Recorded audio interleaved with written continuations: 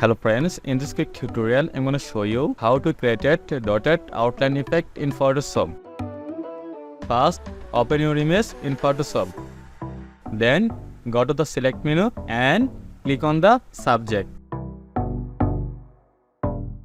Then go to the select menu, click on the modify to expand.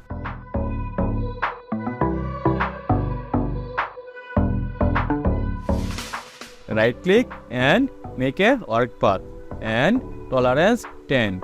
Then OK.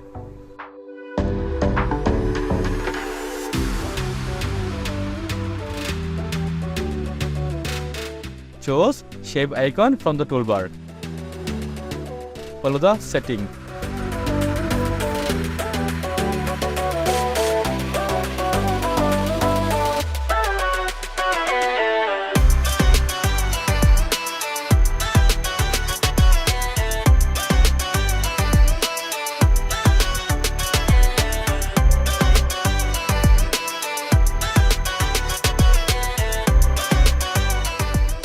Now we make a dotted outline effect.